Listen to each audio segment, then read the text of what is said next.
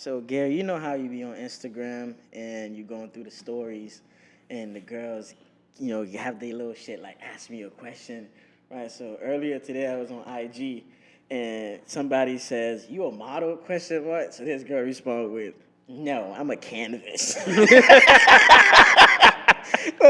the next one. So I pressed next on the story, and the next one was, you're like, "Are you popular? You seem like you have a lot of friends." She goes, "I'm just a popular loner trying to find my way." I'm like, "Man, it's cool to not be a cool bitch at times and be friendly and communicate with people, bro."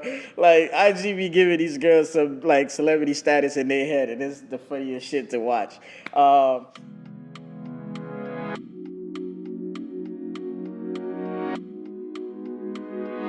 Welcome to another episode of These Are the Aesthetics. I go by the name of Cheech, a.k.a. the Hood Journalist, a.k.a. I'm waiting on my taxes, a.k.a. I do not date around spring break. What you go by, Gary? That was not said by me. Put that out there. I go by the name of Gary, a.k.a. In Gary We Trust, a.k.a. If I'm up, and if I'm down, I'm going to get around regardless. I hear that. I like that. And today, man, we have a very, very special guest, owner, entrepreneur, investor, Money man. I mean, like all around business man. I mean, like no dirt on his name. He carries himself in a respectable manner. And yeah, man, one of the people in the community in the city that I consider a role model that I look up to, and I kind of like how he moves in a clean manner. Optic matters. How you carry yourself, which I always say you a brand as a person matters. So yeah, man, we got Clarence in the house, man. Go ahead and introduce yourself and let the people know what you do. Hey, man. thank you for that. Clarence, go by Block. Yes, I'm sir. on the podcast today with these boys, man. I just want to let y'all boys know that, what y'all doing right now is definitely remarkable. Y'all creating a path, for others that definitely want to branch off and do things, such as y'all doing. And y'all setting an example for the future and letting everybody know that it's possible to do something. So with this here, y'all boys just keep taking it to the next level, and let's get this conversation going today. I appreciate so that. I know you're a humble dude, right? But I want people to kind of know how many things you have your hands involved in, so they could kind of like know like how busy you are during the day. Because we were supposed to do this last week, but you had shit going on, so we had to push it back to this week. So go ahead and list, not necessarily list your accomplishments, but let the people know like what you do on a day to day. All right, man. Just on a day to day, we got the lounge, Legacy Lounge and Restaurant. I'm thankful for my partners and myself for us getting that up and going. We got Brocky Financial Services. A lot of people don't know I got a finance degree. I graduated from UCF. I got a life insurance license. I got a investment license. So I do insurance, credit, stocks, investments for people as well. We got the clothing brand, the Legacy brand clothing. On top of that, we did do the podcast. But we got some big, major. I should say ventures that we got coming on in the next couple months. I like the word ventures. In the next couple months. I mean, these ventures right here that we got, coming up is definitely going to take the brand to the next level, and more so, just give inspiration back to the people regarding hope about, how much work it takes to be, successful, but just let them know that, we can do it, and I'll, get that done. For sure, man. You're definitely like one of the few examples that I see in the city of people doing something and just being a representation of something. Because a lot of people talk, but they don't look like what they're saying. You get what I'm saying? You have all the stats to match what you say. This is why, like, you feel me? I call it, you can walk in a room and put your dick on the table. Like, this is what I'm worth. This is the value. This is what I bring to the table. And, you just can't. You can't replicate that, or you can't fake that in a sense. But all right, man, let's It's get good to have into it. another educated brother in here. Yeah, man, it feels good, man. Most deaf. We do exist. That's the thing that a lot of people don't know is that, it's a lot of successful people. Some, brand themselves a different way. Some, just stay, mild. You got hot, mild, cold. But some just stay mild and do what they're supposed to do and don't worry about the social media aspects. For sure. All right. Well, Gary, let's start with you, sir, because you had a busy weekend as always. I hear that. But before I even start off with my weekend, I kind of get a little bit emotional. Just so I don't know if you guys know, but we've been in the studio for literally a year this week. And I kind of got goosebumps walking in the studio today because, as we all know, that like we started the podcast with our old producer Rob, rest in peace, Rob. And in his old studio, it was kind of like the same setup, but we had our logo in the back.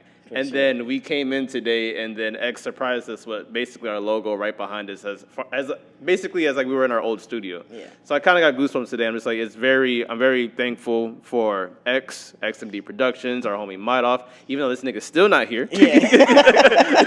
Boy, as soon as we get a deal, his ass is gonna be here every day. But you know what? Credit to the production staff, period, because what I appreciate about X, I know he's a very humble guy. Every time we walk in here, it's something different. He's trying different things, and even if we say something to each other, obviously he could hear it in the back. Like, he'll try to change it, accommodate us. Like, we had an issue with mics. We come through, and it's a whole different setup of mics.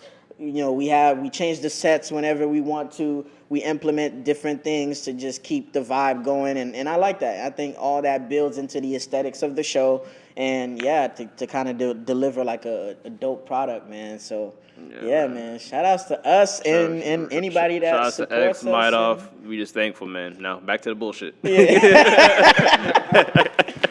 All right, sir. Yo, hot ass, you back in town. What's up? Talk to me. All right. So I've been getting a lot of angry DMs all week because I had a busy week. I don't really go out like that. Everyone knows, like, if you really know me, my ass likes to stay home. So multiple people forced me to come out my comfort zone this week. I was in Toronto early last week. Then I leave Toronto. I go to Miami for the Kanye concert. Then last weekend I was in Orlando with my girlfriend. And I want to talk about Orlando now. There's more to Orlando than theme parks. I want to put that out there. If anybody is like, you've been in a relationship for like 2 to 3 years, you just don't know what to do, I would just say go to Orlando. You don't have to go to Disney or Universal, but there's so much shit to do in Orlando. You have nice hotels. There's every freaking restaurant you can think of, every franchise. And bro, literally, me and my girl went to Starbucks one day. We were like, oh, wait, shit, there's an escape room right there. There's just so much like natural shit to do in Orlando. It's definitely a tourist attraction. So it's a tourist attraction for sure. Hey, y'all bringing up Orlando. Honestly, Orlando was like the first place where I had my real girlfriend at. Oh shit! When I went to it's UCF, a sentimental place for him. It's a good place. I went to UCF. I left Palm Beach 2011, and that's when Orlando was still building. But I seen all the changes. I met my first real girlfriend that day. I went out for 3 years. So listen, you gotta be careful as a man saying that, because you might have been talking to a few and they don't know who the official girlfriend was. I meant put a stamp on Orlando. Okay. You just say I was loved. Them were some good days. But one thing about Orlando I definitely don't like, and I've said this multiple times, I hate theme parks, yo. Here's my thing. I hate theme parks. I'm going to sound kind of like a dick. I had a childhood. I had a good childhood. So I kind of experienced all that shit already. So it's just kind of annoying for me when I see grown-ass people my age forcing me to go to a theme park. But it's like, fam, why? You're standing in the hot-ass sun all day. There's lines everywhere. My sister and my mom went to Tampa last weekend. They went to Busch Gardens. They only rode 3 rides for the whole day. Yeah. I mean, it's always, I think Orlando or just Universal or Disney has always been like something to make you spend money. Just like Valentine's Day is designed for niggas to spend money. So it's always been catering to the kids. It's like they market to the kids. There's a new ride every year, magically, which is an old one that they got rid of and put a new one in there. So I think, but I've heard from couples that, it's fun going as an adult, because now you can go to the clubs, you can walk around and drinks, and you're not pressed about the rides. You get what I'm saying? You can take that walk through and just, that's something I would experience. But like I said, if I'm in the city, I'll give it a try, but I'm not going to make a whole trip about it. It's not Greece. Like, you feel me? I'm like plan a whole vacation around fucking Orlando. I want to say this is the most hating ass nigga I know. Every time I post something, I was like, bro, we get it. You in Orlando. Gary, you're not in Greece. No, Nah, but I hate when a nigga goes somewhere, he posts more than a bad bitch. Like, bro, I posted 3 times. It's like going to New York. Oh, damn, I'm in front of the Statue of Liberty. I'm by the Rockefeller Center. Like, fam, okay, bro, we get it. But when this nigga go to Atlanta for the first time. I think his story was like 10 minutes long. And it's only 15-second stories. So how is it your story? Make it make sense. I think it was that one and the one when he went to go see Don Dada. Yeah, Dada. Oh my God. That was a vibe. We ain't gonna talk about Miami right now. Oh, yeah. Who's in LA? Who's in LA?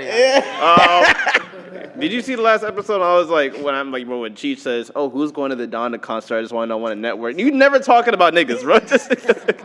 I could be. You don't know.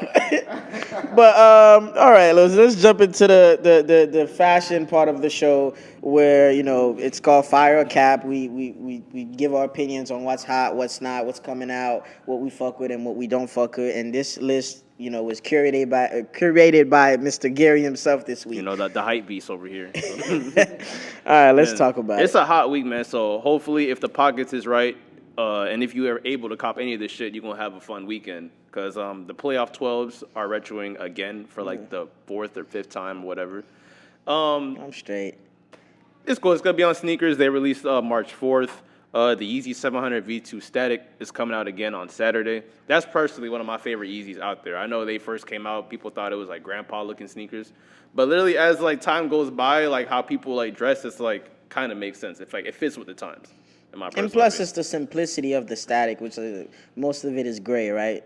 It looks like a modern dad shoe version of the New Balance 990s. Yeah, pretty much. Yeah. Mm-hmm. Then you have, I'm kind of just speeding through because there's a lot of shit coming out. You have Yeezy Slides are restocking. The first time it's coming out, the Onyx, the black Yeezy Slides, a.k.a. I call it the updated Gucci slide. I know, like, obviously, you run a business, you run a lounge. I'm pretty sure you've seen your fair share of, like, expensive slides everywhere you go. I mean, you see them all. Like, that, I have to admit that's one business that you go experience a little of everything that you never seen. Yeah. What else we got? Supreme is having a big ass week. The coveted Supreme Dunk Highs are coming out in 3 different colorways. I know Cheech is like kind of like, oh, Supreme, whatever. They have the highs, not the ones people want. So I'm straight. I hear you. I'm just really saying all this information because I know it's like people always ask me what's the hottest shit coming out. This is it. Mm-hmm. And then for all the dope boys out there, Supreme is doing BB Simon belts again. Yeah, the little bedazzled belts that niggas be in the club with, thinking they Western or whatever. But hey, shit. So like that's pretty much everything coming out. And I want to make an announcement because I was checked on this. People said, Gary, how come you didn't talk about this shit? Why are you only talking about this? And why are you telling me about this date when you record on a certain date and it's already out already? My job is to tell you is like I just want to tell you what's cool just for that week because people always ask me what's coming out. And plus, I know for a fact when I tell you this shoe is coming out doesn't mean I know it's I'm not telling you it's easy to get because we don't work for Nike. We don't work for Nike. And we only can do this in real time, bro. Yeah. And say if like the Yeezy Statics is the reason why I'm telling the shoe is coming out again because before the shoe was going for $700-800, but the reason why I'm telling you why the shoes it's restocking. So even if you don't get it for retail, which is $300, you probably have a chance to pay like $450, $500 instead of dropping the $700-800 to save you a couple dollars. Mm-hmm. For sure. And I think the last topic, which is the one I really wanted us to cover, is the Off-White show that happened last night, I believe. Yeah, during Paris Fashion Week. Yeah, so star-studded fashion show, with Jim Jones modeling, Naomi Campbell, like obviously. And there's a few rappers that was out there and a few people. Bloody Osiris. And I have a gripe. And I called Gary immediately. When something pissed me off, I call somebody to talk about it, right?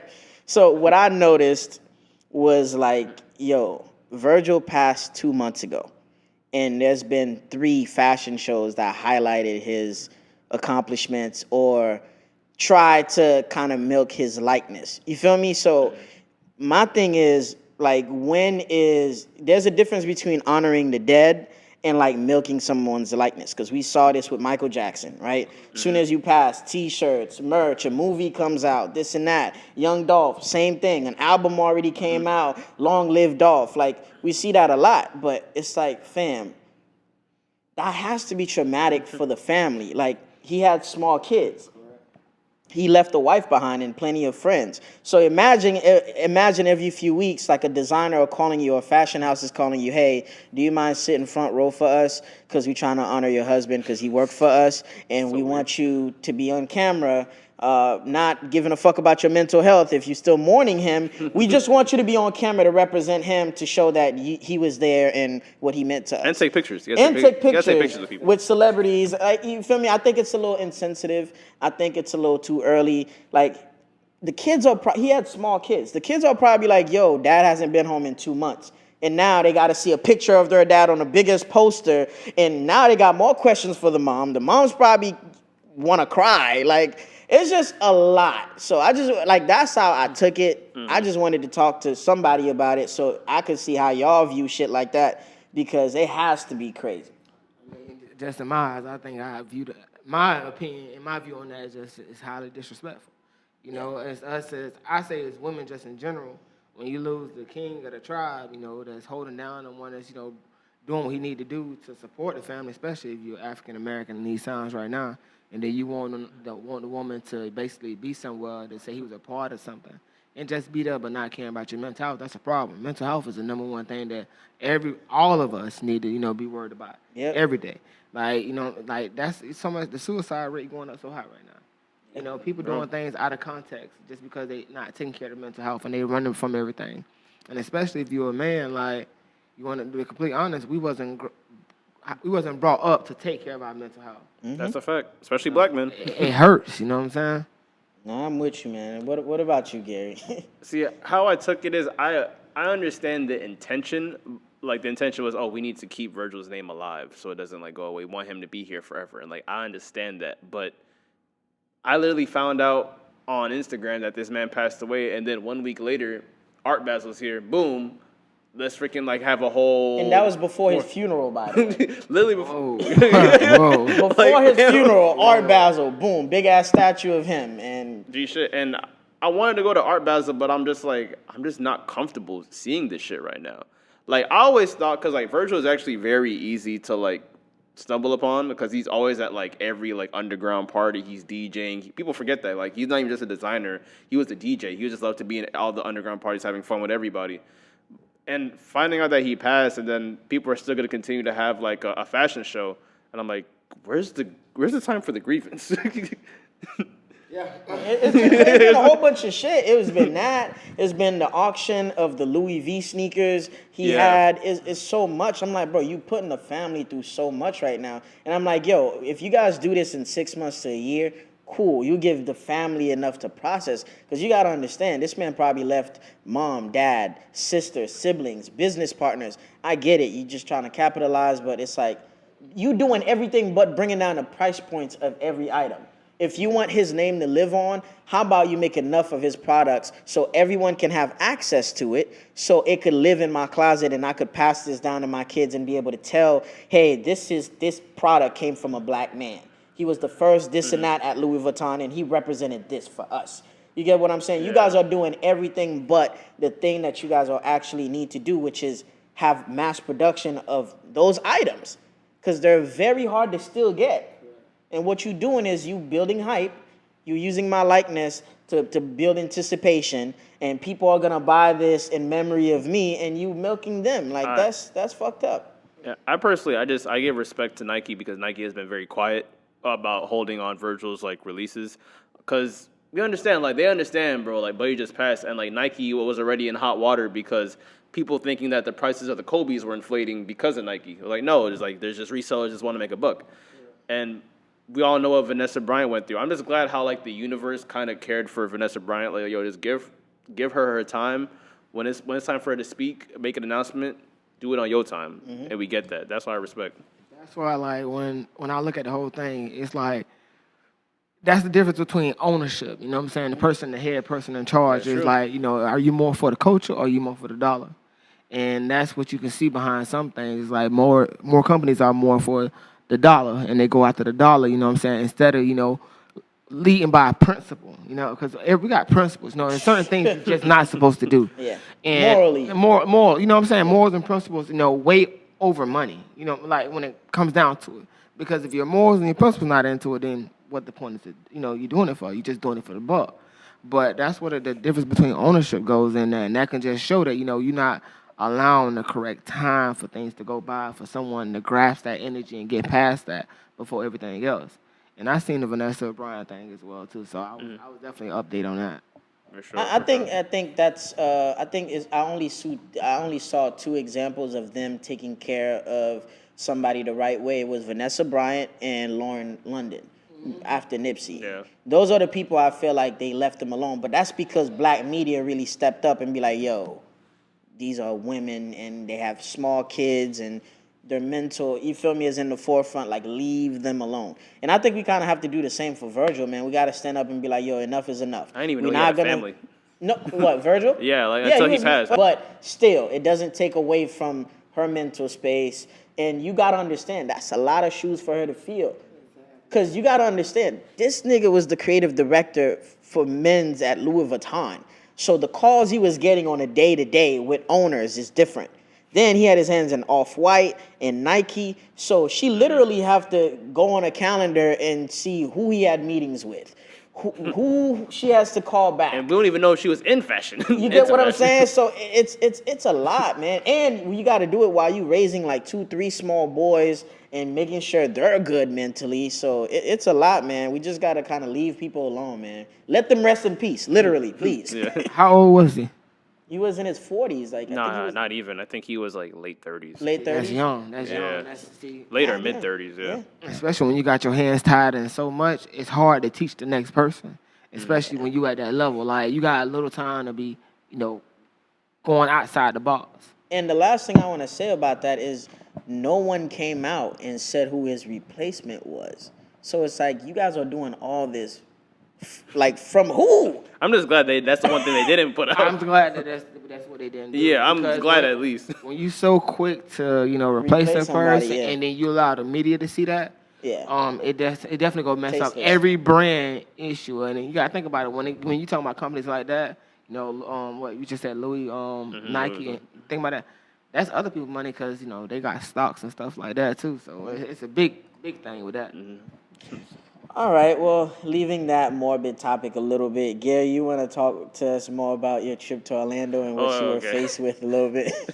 So I did have a good time, but of course, like, what would a trip be without a little bit of racism? Awesome bullshit. Of course, man. So have you guys ever been to Disney Springs? No, but I've been to other places. You ever been to Disney Springs? No, I've heard about it. Have you guys ever heard of City Walk in Orlando? Yes. Which is funny, because like I didn't know what the fuck Disney Springs was until my girlfriend, went on TikTok and said, let's go, pretty much. So I go to Disney Springs. First of all, I want to say Disney Springs is a beautiful place. There's a great food, a lot of restaurants. There's shopping centers. Really dope. It's actually a lot better than City Walk, in my opinion. So we get there. We go there for this it's like called the Boat House. It's for like it's a boat ride. It's really cool. It's like you go into a car and it goes straight into like the lake and it turns immediately into a boat. It's really cool. It's on some 007 type shit. That sounds fire. That shit, bro, it was really dope. And so my girlfriend said she wants to go. I'm like, all right, it's cool. So we got a little reservation that we like walk over there. And by the way, Disney Springs is free to walk in too, which is dope. Free parking, free to walk in. So we go to the boathouse, and then we have to go into like the gift shop to actually purchase like the tickets or let them know that we're here. So we go there, and then we tell like the lady at the gift shop, hey, we have a reservation for a certain time, and then she says, okay, you guys are here for like what are you guys here for again? I'm like, oh, we're here for the boat ride. Here we go. And then then her next question after that was, and you guys know the price, right? Yeah. Yeah, I did my research. That's why I'm here. Booked it online. So me now. So the question before I even give my response to like how I reacted to it, I just want to ask you, how do you guys deal with casual racism? Oh, shit. Go ahead, man. 'Cause listen, this nigga had to sit probably in boardrooms with white people that sign off on paperwork on land, so I'll let him rock. I mean, so it's a couple things. When I'm going to, situations where I know it's going to be, let's say big money, percent or whatever, I always, a nice shirt. I always wear turtlenecks all the time. You know what I'm saying? And I dress differently, than I am now. You a loafer dude in the meetings or no? I loaf. I got the little nice little flash. He loafs up. I'll be nice. I come clean. It depends. Like, so if I go somewhere like that, then I never face that. But now, let's say with an amusement park or something like that, and if I ever got hit with that, I'm speaking to the boss at the time. Because I'm going to let him know who I am. I'm going to tell him to Google me. You know what I'm saying? Okay. So I'm like, this me. You know what I'm saying? So to you. make sure that tradition doesn't carry on. But I have never been in a situation where they profiled me just right then and right there when it came to something about some money. The way I carry myself, I don't get into those things. Now, if I ever ever get into those things, it's going to be a problem.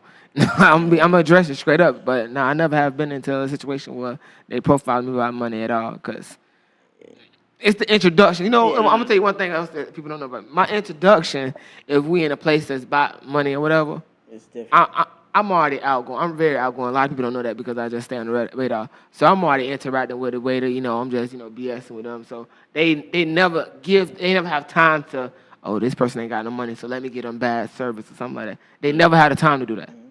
So, nah. For me, it happens a lot to me, but again, I have a passive personality, and what I always tell people, because I'm a trainer at my job, I train servers, at the restaurant I work at. So what I usually run into is the arrogance and entitlement of a lot of white people. You get what I'm saying? Because they think you're supposed to put them on a pedestal and treat them different. And what I always tell people I train is you got to treat them, you got to give everybody is owed great service, and you got to treat everybody with respect. You can't pick and choose who to give respect to. And I always, my end point is always you got to think, these people would not talk to you like this outside of this place.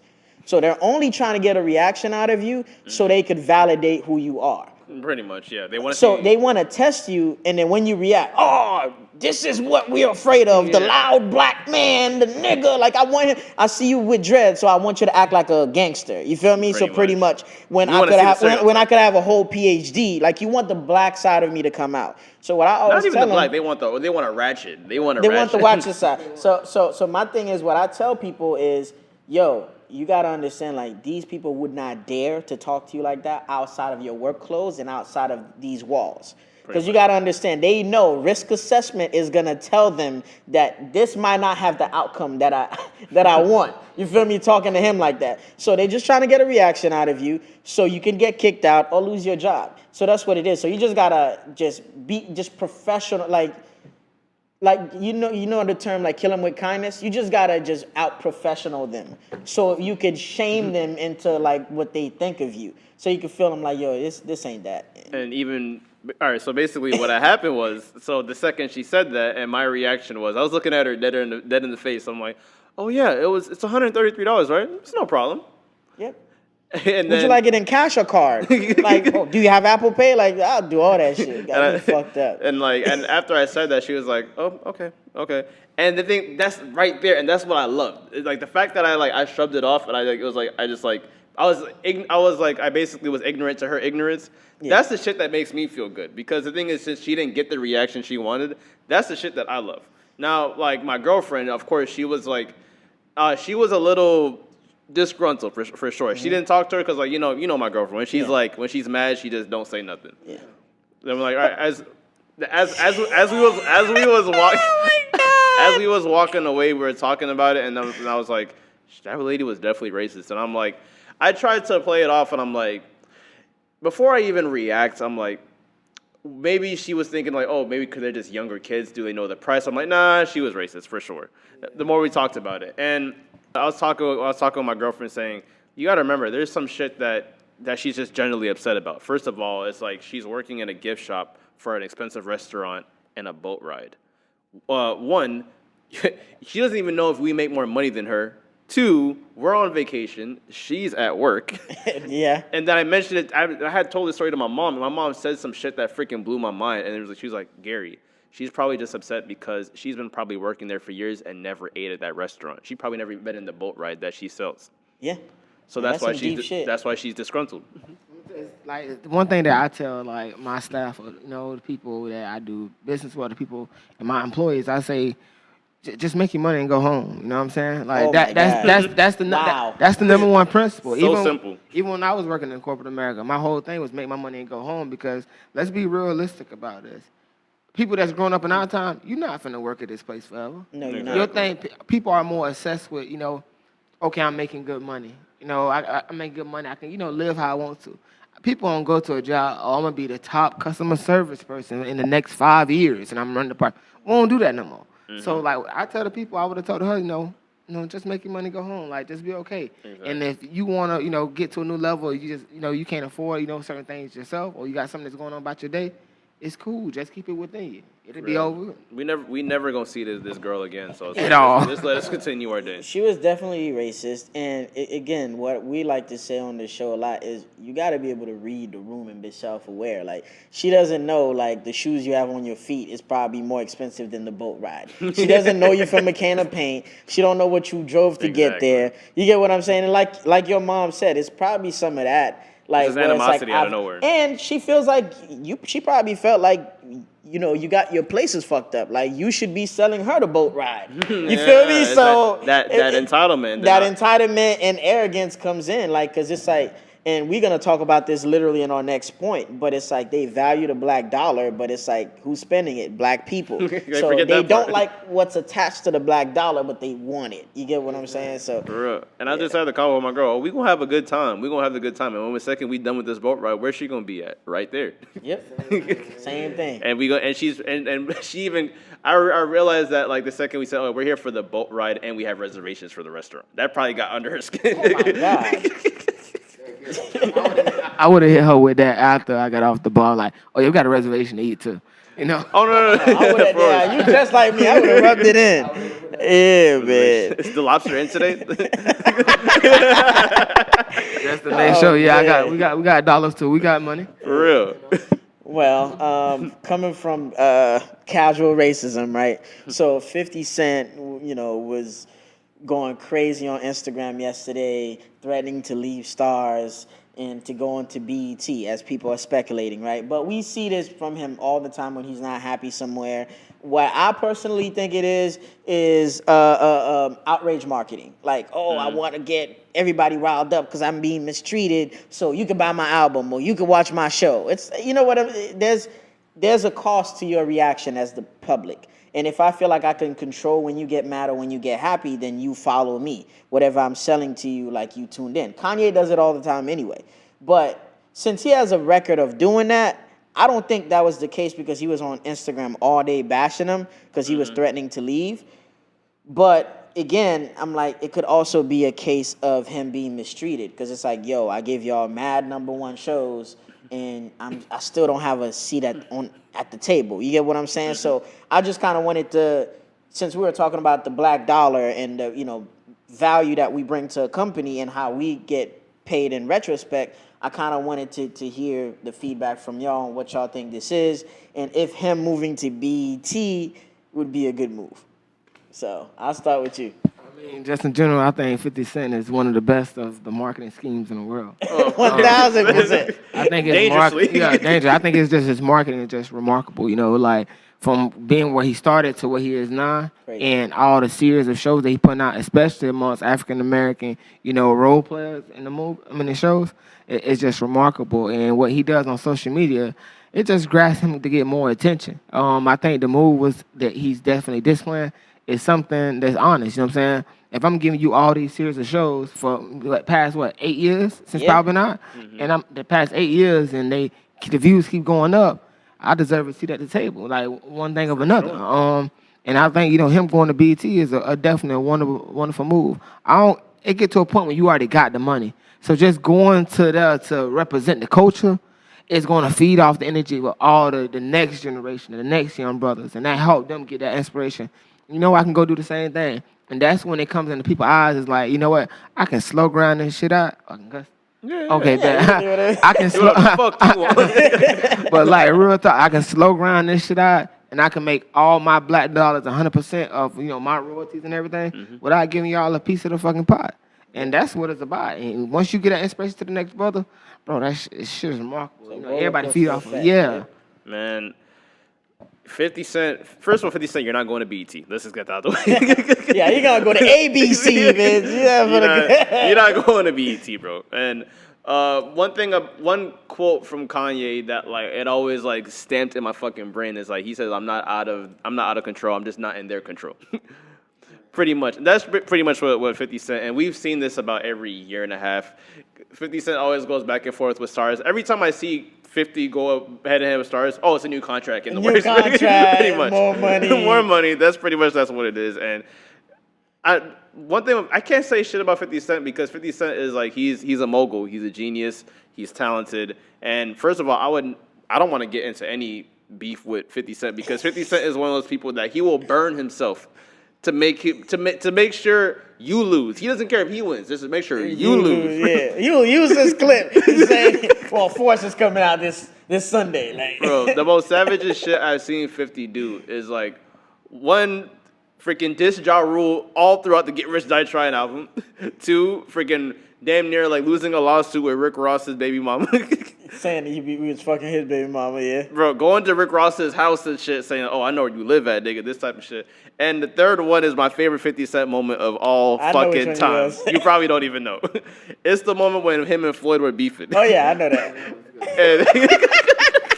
And 50 said, you thought this nigga was about to be like the bigger person. He says, "You know what? I'm sorry. All respects to the champ. You talented, you this and that. Now, please, someone read this to the champ." I remember that.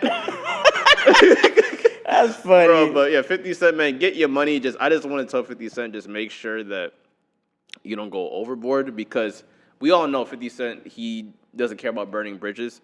And I hate to be that guy, but there might be a little sort of racism in there because with some companies, they just don't want to see a brother at the board. Like, yep. I know Kanye West is Kanye West, but it's kind of outrageous the fact that he doesn't have a seat at Adidas. 1,000%. That is outrageous. When you richer than most of the people in charge of the company, you know what I'm saying? Exactly. That's when it get kind of crazy. But same thing with Orlando. Like he yeah, man. Plus, like 9 times out of 10, people get STARZ to see any Power series. True. He deserves a seat at the table at least. I can watch them all the time. I started back over the first Power. Yeah, nah, seriously, it's a vibe. Y'all go watch Power Force with Tommy. Good show. It's picking up. It's picking up right now. It's some groundwork got to be laid. It's starting slow. I say that. I'm not gonna trash it. But I said that same thing about the Ghost one night. The last one, like the first season was like okay, you know what I'm saying. But the second season was like real good. Real good. And BMF, you know that's BMF was. I think BMF is just gonna be a classic. Like it is. I think the best one though is Raising Cain. I love Raising Cain. I like that. It's really good acting in that show. Actually, all of Power's cast is like good. I ain't gonna lie. Some Power but Ghost, there's some loose screws in there, but it's still a good show. Okay, cool. So, one of the most important topics I wanted to cover today is like I saw this post on Instagram. Is like some people are too busy being like good ancestors that they're not chasing or trying to be, dutiful descendants. Meaning like everything that you're working for, everything you're trying to become in life, or you trying to impress your parents, or you trying to take care of, your old, people, like people that came before you, or you trying to leave a mark and a legacy for the new and, people that are coming, and for your offsprings, like if you have any kids. And I definitely wanted to talk about that because I know a big word that you love to use, and that's, on print about your brand is the word legacy. You get what I'm saying? So what I wanted to ask you, before you answer that question is, what's your definition of legacy? My whole definition of legacy is that, like, when I like to say it in like a meaning or whatever, but I like it for individuals to know that you were here for a reason. You know what I'm saying? And the best thing that you can always do is leave your mark while you're here. Okay. And at the same time, is leave the inspiration for the next brother, the next person, even if they're not of your same, background, that it can be done. Life is short, and we probably ain't gonna want to get to do everything that we dreamed of doing. But at least you get some done. It just starts a trend towards more positivity within the communities, more positivity to the kids. So, I just want people to understand and what the word of legacy, man. Keep grinding, never give up, stay dedicated. You know what I'm saying? If you experience a setback, just know it comes with a lesson learned, and you will always learn from anything that you're doing. I Hear that. And with everything that you're doing, right? Do you like? Is it in your brain to divide it up into percentages? Like, how much do you do for your family now versus how much do you reserve to do or you doing for the next generation? Because you're a family man. Like, I see you taking your mom out to dinner. Like, I pay attention to a lot of things. You take your staff dudes. out. Like, you feel me? You go on vacations. You treat your people good, right? So is there like, do you have like a balance, as in like, I want to do this much for now and then, but I want to leave that type of energy for the future, like, or even in a financial aspect, like, how do you weigh the two? I go 100% with everything I do. If I say I'm gonna do it, I'm gonna get it done. If I give myself a time period or a percentage of how much I'm gonna do, I'm gonna still go all in. Like, it's always 100%, because if you do 50% of something, you can never, master it at all. You can never be the man that you want to be. Like, I say, for example, me, showing my mom and my family and the people that I love, or the people that help put me on so much love, it pays me back too at the same time. So if I don't give them that amount of love, I don't get, Legacy Lounge. I don't get the clothing line. I don't get the clients that I get from my insurance and the credit and all that. I don't get that. So you got to go 100% with everything you want to get to those levels. All right. Okay, so Gary, what about you? What's your take on that? Is like, are you working towards the future, or are you trying to impress like the now, like your parents? Are you more concerned about making them proud versus you trying to build something for your kids? I thought as like, man, I just want to do some shit just to tell everyone I fucking did it, to say, oh, shove it in everyone's face. But the more I think about what I want to do is just whatever I do in life with the podcast, with all of my other side ventures, I just want to create more opportunity for people who look like me. That's one thing I respect a lot about Virgil, is because even though like, yeah, Virgil wasn't the one going to like the do like the marches, the Black Lives Matter marches, but people forget he's the reason why there's more black people in these rooms, in these fashion design rooms. He has freaking dudes with braids in Louis Vuitton stores. Modeling. Yadded too. What you said, like, very important, like Representation. the representation, like, everybody has their niche. You got your niche, I got my niche. And you will always be better than me in something, but you go play your part in what you're better than me in. You're gonna master that. I'm gonna do the same thing. As long as it always benefits the bigger picture, then that's cool. We all go for it. We can't, fault somebody for doing something their way. Exactly. But as long as it contributes to that big picture, it's all good with it, man. For real. And I want to say, like, if anybody does something temporary, it's never going to be that successful to them. Nobody don't. The real successful people don't do things temporary. A hustler don't hustle for temporary, moment. A hustler go hustle for show. P. Diddy, he'll hustle for show. Jay-Z hustle for show. Like, exactly. You go always grind out, and you can't be so concerned with everybody else's success, instead of not worrying about yourself. You can't be. And what I want to tell a lot of people is that you can't be so obsessed with the next person's success and not worried about your own life, because at that point you living through them, and you ain't at that level, but you want the things that they want, but you ain't working as hard as to get the things that they want. That's a lot what's going on with our generation now. Like, they doing things, and everything. That breeds jealousy, insecurity. Of course. And they really don't be ready for it. You know what I'm saying? You gotta really grind. You got 24 hours in a day. If you sleeping more than 6 hours, it's a problem. You know what I'm saying? If you want to get somewhere, it's a big problem, man. They not gonna like that. Niggas be waking up at 2. That's crazy. I'm just saying, what the average person, let's be honest, man. If you making $70 a day, you ain't gonna survive. No. $100 right now is the bare minimum to just say, okay, all the bills are paid, but you ain't saving nothing. At this point in time of what we living in, bro, the goal is, you gotta make $200 a day just to be okay, take a couple trips and, be good. Yeah. Enjoy life. But you gotta get to those points. And some people, like, it's okay to have people that's not as ambition, because everybody has a reason why they're here. You know what I'm saying? But if you want to get somewhere in life and you want those things, you got to work hard. You got to start putting, little marks. I got to make this day. You know what I'm saying? I got to do this day. I got to start giving myself due dates. And, it's okay if I don't reach that specific date, but as long as I get there, okay, now I'm holding myself accountable, because we hold jobs accountable, but the jobs shoot, they don't care about us. Oh, no. You know what I'm saying? You got to hold yourself accountable. You got to have that hustling because it's going to pay out. I got to ask you a personal question now because obviously you're a man of, you can safely say, different streams of income. Yeah. What was the age when you decided one income is not enough for me? All right, I'm going to just say this. Since I was a little kid, man, I was always a hustler. Everybody knew I used to sell candy at school. I did that too. I used to sweep up hat at the flea market. Mm-hmm. You know, the same guy that our house I used to sweep up, the barbershop I used to sweep up, he be at the lounge every once in a while, and I seen him at Citrus the other day. You know, he been knowing me. But I say it really hit me when I graduated college, you know, and everybody live that, get that college fairy tale. You go to college, you're going to make good money, you're going to live this life. When that's not true. So I was working at G4S as a financial analyst, and they started us off at $51,000 a year.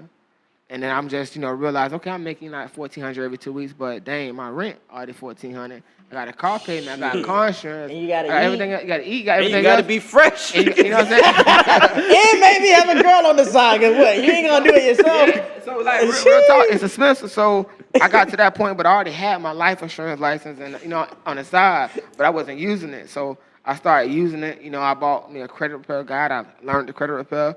I want to go get my Series 7. So I was like, I'm gonna start building these up at the same time I'm there. And right before COVID hit, man, I quit my job and I just went straight towards the business. Really? And from making 20, I say $3,000 a month. I tripled that easily within the first month. That's you just dope. start reaching those levels. I like that. That's dope. That's dope. But to answer my own question, I guess, I used to be caught up in just focusing and making my parents proud in a sense because I feel like they invested a lot in us, right? But the more, the older I got, I'm like, you might not understand what I'm trying to do. Like, if I tell my parents, I'm trying to do media, they don't know. They don't, because all they know about media is you either a radio personality or you work for CNN. They don't know no in between. They don't know people are getting $100 million podcast deals. They don't know that an influencer on Instagram posting ads could make $1,000 per ads. They don't know any of that. So I had to go through this thing in my head where it's like I had to forgive them for not knowing, which was hard for me because I expected them, because I'm like, you made me. You know my traits. You know I'm stubborn because you stubborn. Because when you had to do your shit, you were stubborn. And we living in different times. So I literally had to go and I have to, when I take their advice now, I have to incorporate some of what they tell me, but I have to try to teach them or give them a few gems here and there to kind of paint the picture for them because they don't know. I used to be hard on them for not understanding, but I had to literally forgive them for not knowing. I got a question. So did you blame them? I don't blame them because they were raised in an era where they had to look for security. They had to land on security. I want you to become an engineer because at least you're guaranteed to make this. If you have a family, you're going to be able to be a stand-up guy and take care of your family. So I don't blame them. But what I do know is, you feel me, I just wish they did a little bit more research when we tell them as kids about our dreams. But then again, they're not savvy with technology. So it's I'm asking for unrealistic expectations. Bro, we coming from with Caribbeans just know they just think, oh, you need a full-time job. Even if it pays $10, $11 an hour, full-time. You can tell your parents I get paid $18, $20 an hour. Part-time? Oh, part-time? What are you talking about? That's You're not not a career. working enough. Yeah. I'm gonna tell y'all this. My mama never understood, my meaning. She never understood my why. And that's, because, as parents, they go through all their little things and they wasn't raised upon the things that we was raised on. They never seen the things that we seen. Yeah. So when I was quitting my job, you know what I'm saying? The corporate job. You broke her heart. Broke her heart, and she was to the point where well, you dumb as hell. That's what she'll say. And my mama country, old school. You dumb as hell. You making that good money. I'm like, nah, it ain't good money. But, it took a while for her to, okay, he leading the family because you got to show them. Yeah. And that's why you got to show them. And once you show them, you know what I'm saying? They become good, and now they'll be like, let him do it. And that's how my mom is now. My mama car paid off, man. My mama got whatever she want, she can go wherever she want. Everybody know my mama now. She good. She go on trips and everything. She never understood my why, but she financially set right now. And that's, just something that our generation, we had to do for them. So when the way we lead with the next generation, it'd be much smoother. Yeah. You gotta lead by example out here. Yeah, and one thing that my mom told me, and I even though me and my mom bump heads when we talk about school and money, she says, I just don't want to worry about you. And she told me that, and I understand that, but Mom, you're my mother. I'm your son. I'm your only son. You're going to worry about me regardless. It doesn't stop. I could be married. I'll give you a call, and you're going to drop whatever you're doing to come to my rescue. For real, so. I could be up 10 million, but you're gonna be worried I'm on the plane just to make sure it don't crash. Like you're gonna be worried regardless. That's my mom. You better text her when you get off the plane. The second you get off the plane. Yeah. So yeah, man, I think the biggest thing now is like I want to give that advice to any young kid. Like they not gonna understand you. You just gotta show them over time. But take it slow because your tone matters. Because any little thing, when you try to pop your shit, it's going to come off as disrespectful. So I just went through that phase where I had to tone myself down to kind of give them baby food to digest so they could understand what I'm saying and give them and show them receipts.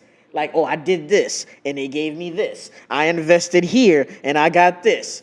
So if I do this for the next months, then I'm going to get this. Like, you literally have to baby, like, you have to, like, because they're not used to it. They don't know, bro. So, yeah, man, that's a transition I definitely had to go through, man. So that's my piece on that. But before, we definitely wrap this up, there's something that I wanted to talk to you about because you went through a little bit of a setback recently. And I was around. I was a client of yours when you were going through and, getting investors together, getting certain licenses for your lounge, right? And you had the lounge. It was one of the most successful lounges in the city, probably the most successful, spacious, beautiful business. Everything was going well. And then, something small happened, right? That set you back a little bit. I just want to hear like what you were going through in the moments that happened as a business owner. Not necessarily as a person, but because you had your money on the line and investors' money on the line, and you feel me, that was for the people. So now what did you go through? Where was your mind at when, your business caught on fire pretty much? If people don't know what we're talking about. Like, I think the first, I just say like the Saturday, we had a Saturday, and the Saturday was very big. Our Saturdays is always, a lot of people, got people from Port St. Lucie, Boca, Belgrade, Pokey, all coming to West Palm, for the lounge. So it was very successful. And then we had the Sunday, a big brunch, very successful. That was the same day as the car show. Mm-hmm. So just, when it happened on the Monday, it was pretty much, I think it was a catastrophic event. But mentally, I wasn't even worried about myself, or my business partners and everything else. Mm-hmm. I was more so worried about my staff. You know what I'm saying? Because I know, how much energy they put in there. Damn that shit. I get paid last. I'm going to get mine on the back end, you know what I'm saying? But I was more so worried about them because a lot of them depended on the job. So being there, when that situation was happening, I was outside and I was seeing the fire, I was just like, damn, it's going to be, a big setback. Anybody who knows me, I always bounce back from everything. So the bounce back or going through the process of trial and tribulations is not something that's hard for me. Because I'm okay with taking the seat back because I got other stuff going on that I can definitely, critique and get to the point where I want to get to while, we get this situation fixed. So mentally, I was just, I was definitely receiving, calls, text messages, emails, and it was to the point. You didn't see my message till last week. It was just I had 400 messages, bro. It was just to the point where I had to completely shut off, because it was just so much happening at one time, and I didn't really get to sink it in until like 2 days after I was on a Wednesday, and I drove by. And we went inside, and everything calmed down. And I just looked, I'm like, that's when it started to hit me, like, mentally, like, damn, I worked, did all this. Everybody involved, we did all this. And you were there damn near every fucking night. I'm there every day, you know what I'm saying? And we just did so much to the point where something like this happened. But at the same time, once I sat down and I thought about it, and I just started working through, with the owner of the building, we'll be back up, in a couple months. So it was like, it's a setback for something greater, because God will put you back, 2 steps, like, you know what, you can work on this, you can get this together, you can get this together, and I want you to really embrace on what you have, because one thing about me is that I never be like, I'm never like satisfied. And I'm never the person like Entrepreneur. Yeah, I'm never the person that like, damn, I got this done. You know, let's go drink and everything. And that's what my mom was telling me about myself. You know, my sister was telling me about myself. Like, you gotta embrace on your wins, your small wins, because if you don't, you know what I'm saying, you just go keep going. But when you got a lot going on right now, like you really a module. And I never really felt that type of inspiration. I never heard those words until I just really sat down. I'm like, damn, bro, 3 years ago, I was on my ass. But now, I got a lot of shit going on. Just you know what I'm giving saying? people out jobs and Getting shit, people yeah. jobs, doing things for the community, putting people in better positions, helping people buy their homes and everything. Like, I'm really doing a lot to change, the culture. So, I mean, it set us back, and it set me back, a little bit. But at the same time, I see it as a win because as soon as we get back open, in the summer, it's over. It's like up. out for everybody. It's up. Yeah. You know what I'm saying? So my last thing with that, right? Because you went, it was a shift. So what came first? So because I noticed, like from an outside perspective, what came first? Because I saw the support. I definitely saw the backlash or the rumors.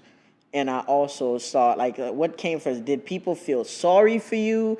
Did people support you right away? Or did you hear the criticism first? What was the hierarchy of, Good question. like, what you got? Like, what hit you first? And what did you care about the most? Most definitely, everybody hit me with the support. And that's when everybody just called to check in on me and everything. That's when I really, realized that, like, how big of an image that I am. It was just dramatic. The mayors, the commissioners, like everybody was like, Shit, the hitting mayor me of the up. city tapping Yeah, in. the commissioners, you know what I'm saying? Like everybody was tapping in. The commissioners from Revere and West Palm. Everybody was like contacting me. Even the news people, the local business owners in the area, they was contacting me. And I'm like, like what we doing is definitely, big. I say like, you get the little backlash and everything on social media. But those are people who don't even know my true heart. You know what I'm saying? They don't know me Your as a person. character, My character. They don't know what how you I stand move. for, They just who see the raised aftermath. you, They yeah. just see the aftermath. You know what I'm saying? They don't see the progress and everything how I got here. And then more importantly, you know what I'm saying? Like I do things for the better of our, the community, the bigger picture. To let people know that this can be done. And they don't see that. You know what I'm saying? But everybody that came there, everybody who I met there and everything. They was love. They showed love. You know what I'm saying? They even text me. They call me and text me to this day. I made real friends there, other business partners there that we got. A couple things going on. But all the backlash, I mean, I just took it as took it on the shoulder. I don't worry about what people say. That's one thing. That's what come with it That's one anyway. thing I ain't never worried about. I'm not in here to make friends with people who don't know me. You know what I'm saying? I don't care about that. I'm in here to stay true to myself, help people see the better side of life. Make my money and just stay by my business. I don't worry about all that stuff. Man. And that's exactly why I don't never talk on social media. That ain't for me. I got a question for you, man, before we wrap up. The question just struck me now, like, because you're a black business owner. And I'm sure you're a black business supporter as well. Correct. I got to ask a question. So how do you view employees? So I always, so that's the Gary, big thing. What? That's a real good question. That's a real good question. You is get it, dope. because when it comes to me, if you help me build myself up, I consider you family. You know what I'm saying? Because especially if you understand what I'm doing. You know what I'm saying? Understanding what we building. That's a key component. That's the key component. And when you get into situations like that and y'all build chemistry, you can basically trust somebody. Start trust somebody. And that's the one thing. You can be a owner of a business, but then you can't trust nobody. That's why you always checking up on yourself. Checking on the business 30 times. But when you start trusting people or whatever, you gain that bond, and nothing is better than trust. Like I see employees as family. Like that's always with me. You know what I'm Nah, saying? that's visible. I see you taking them out. You all guys are that- going bowling. Like, we You have guys are fun. doing everything. And that's number one. That's the thing, bro. Because you don't want nobody in your business who go jeopardize your business. And especially in that type of industry you in, you get the girls that hold the whole damn bottle, discount your products, take the bottles home. And that's what I learned about in that industry. You'll get that. Or you get people that come in that industry or that business and act like they own your stuff.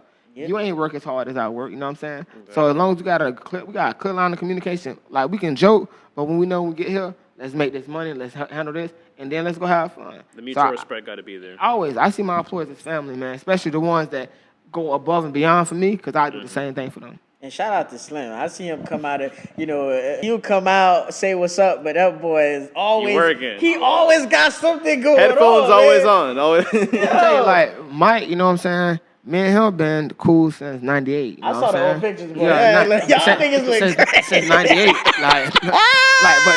I'm saying, we've been road dogs forever. And one thing that we learned that, through the process is that you ain't gonna always see your investment up front. You ain't gonna always see it. It's better when you see it on the back end, because how all these other corporations and everything do, they make their money in the back end. I know if my girls go home with took money, man, I know we made ours. You know what I'm saying? I can see the system go.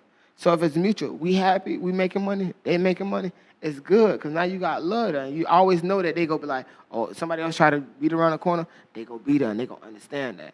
You see companies, and you see in the restaurant business, you don't start making your money back until like a year in. I heard about that. It's a lot of factors, but when you see a lot of other places in Palm Beach, let's be honest, we never had a lot of places here in Palm Beach. No. And now that you starting to grow, people starting to understand business, and we really starting to, take care of our people and understand things. Them other companies don't give a F about the people. I always care about my people, man, because that's how and they showed up. I mean, they show up all the time. I've been there myself. I couldn't get a table. Plenty of nights. I know your nasty ass been nigga, there. I'm by the bar getting a drink because I walked in and it's packed. You feel me? So, and people would break dance. You see the old people, the older people come out. Everybody showed love, man. I'm telling you, when we get that thing back open, man. this summer, it's going to be ridiculous. People go, it's going to be reservations only because of what, the vibe that we had there and the vibe that we bringing back. Oh, it's crazy. The next 5 years is up. Hey, man, at least, hopefully we can get it. Hopefully. Yeah, man, you're an inspiration, man. I just wanted to invite you here, give you your flowers, and pick out your brand a little bit so you can give us some gems. Because, we doing this, we learning as we go. And, like I said, we kind of want to keep some OGs around and people that done it, been there, so we can kind of see a beacon of hope at the end or something. You feel me? So I appreciate you for coming. And yeah, man, we got to do a part 2 of this when we open back up. Most definitely, man. Y'all boys keep doing y'all thing, boy. Y'all deserve y'all flowers as well. I appreciate it, man. So where can the people find you? You can find me on Instagram _BlockGotti. On Facebook, I always keep it professional, Clarence Brockett. You know what I'm saying? Facebook business. Twitter, Block Gotti. We got the websites up, the legacy brand, WPB.com. We got new clothing coming out. Secure merch, man. Secure the merch. We got new clothing coming out next week. But y'all make sure y'all follow me, because these next 3 months are very important to y'all, which y'all go see that, I've been working on, and a couple of my business partners been working on. We got a lot of things coming out, and it's going to be real big to the culture. For sure, man. Yes, man. This was dope, man. You can find me on Instagram. Yeah, man. I'm not dating this tax season at all. Don't hit my line. I don't got it for you. I don't. I give you free advice all day. I'm here for you. Moral support, not financial support. Wow, man. And of course, man, these are the aesthetics, and 1 year into the new studio, and toast to many more, man. And yeah, man. Feeling very grateful, appreciative, and enlightened. So what do you go by? I go by the name of Cheech, aka your favorite journalist, and address me as a broadcaster now. I'll go by the name of Gary, aka In Gary We Trust, aka Black Business Supporter, aka the Black Dollar is the best dollar. Yes, sir. And yeah, we'll see y'all next week, man. Peace.